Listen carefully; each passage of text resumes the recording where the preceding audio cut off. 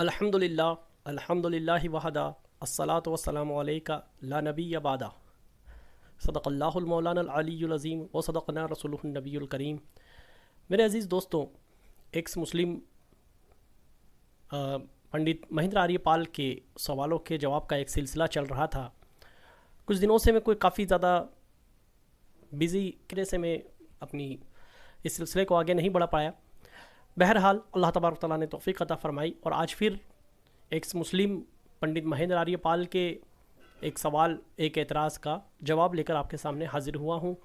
اللہ تبارک تعالیٰ سے دعا ہے کہ میری اس کوشش کو قبول عطا فرمائے اور لوگوں کے دلوں میں میری اس بات کو گھر کرنے کی توفیق عطا فرمائے۔ میرے عزیزوں، اگر کوئی شخص آپ کے سامنے کوئی دعویٰ کرے اور اس کا دعویٰ کسی مذہب، کسی کے دین کو لے کر ہو، تو ہمیں چاہیے کہ ہم پہلے اس کی اچھے سے تحقیق کر لیں۔ جیسا کہ قرآن مجید میں اللہ تبارک و تعالیٰ نے ارشاد فرمایا کہ جب کوئی فاسق تمہارے پاس کوئی بات لے کر آئے تو اس کو اچھے سے جانچ پر رکھ لو۔ پنڈت مہندر آریہ پال بھی ایک ایسا اعتراض لے کر آئے ہیں جو اکثر کچھ لوگ، کچھ ایکس مسلم، کچھ اسلام کے دشمن، کچھ اسلاموفوبک لوگ اکثر کرتے ہیں۔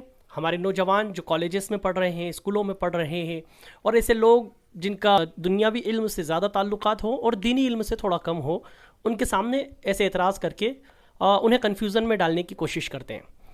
بہرحال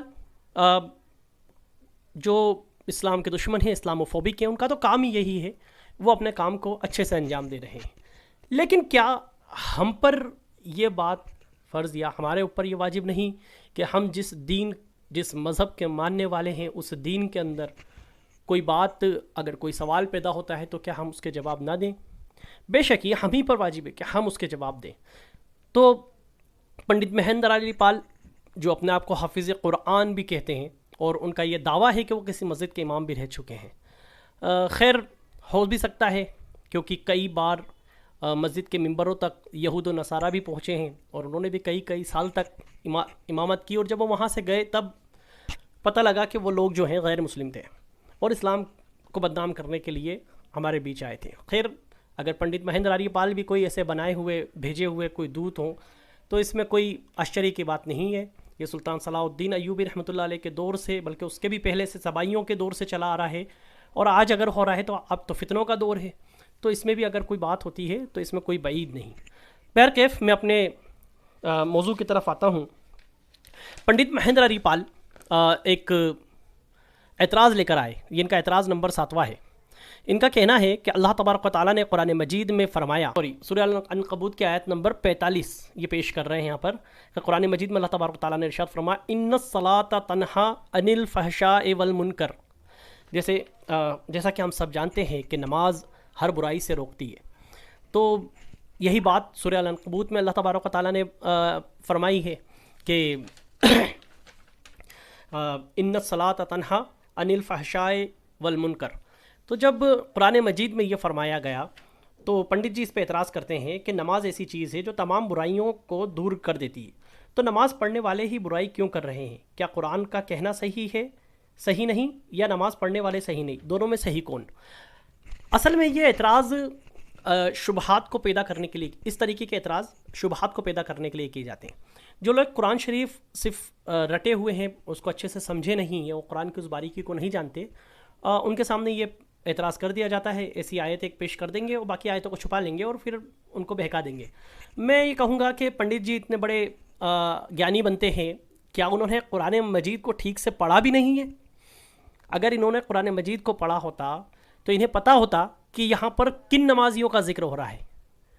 ہر نمازی، یعنی ہر نماز پڑھنے والا برائی سے نہیں رکتا ہے، بلکہ وہ خاص بندے ہوتے ہیں جو توقع اللہ پر، مطلب اللہ کی طرف توقع کر کے نماز پڑھتے ہیں، جو اللہ کی وحدانیت میں گم ہو کر نماز پڑھتے ہیں، انہیں یہ نماز برائیوں سے روکتی ہے۔ پھر وہ خود ہی جب بھی برائی کی طرف جائیں گے تو اللہ تبارک و تعالیٰ ایسے اسباب پیدا کرے گا کہ وہ برائی سے رک جائیں گے۔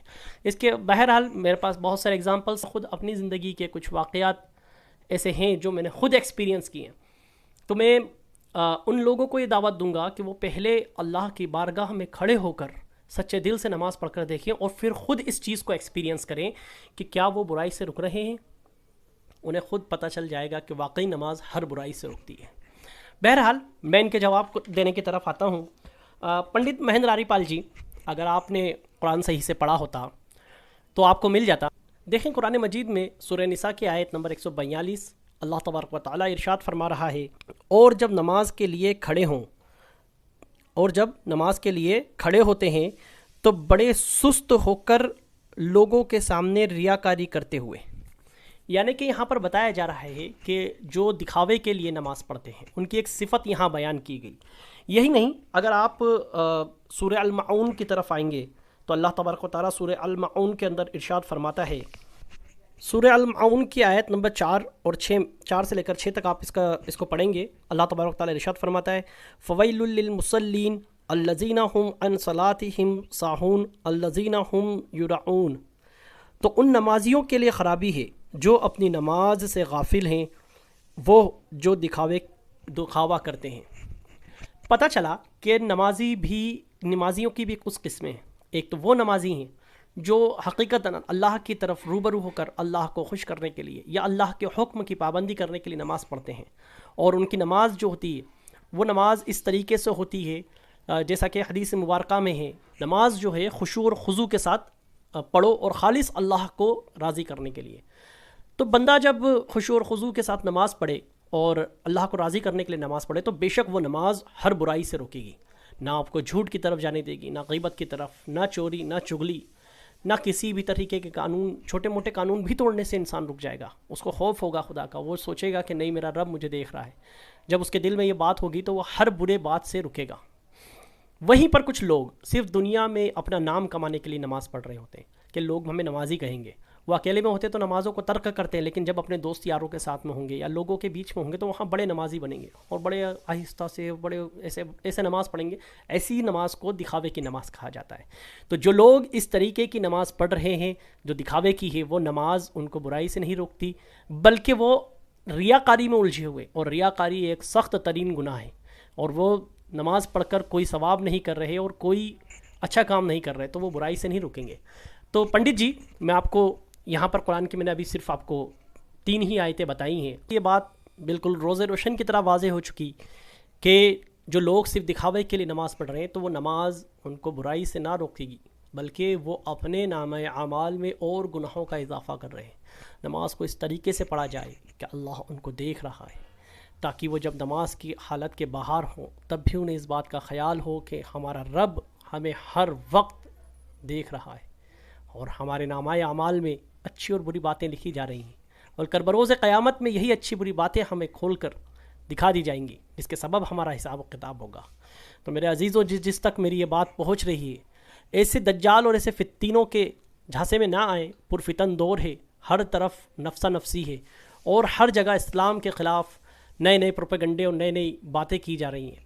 ایسی کوئی بات آتی ہے تو آپ لوگ اس میں ہچکچائیں نہیں، شرمائیں نہیں، آپ ہمیں سوال کریں. ہمارے یوٹیوب چینل بیئرڈ راؤزر پر آئیں، وہاں پر کسی بھی ویڈیو کے اندر آپ مجھے پن کر کے سوال کریں. انشاءاللہ العظیم اس کا ان سوالوں کے جواب آپ کو دیے جائیں گے. وما علینا الا البلاغ. السلام علیکم ورحمۃ اللہ وبرکاتہ.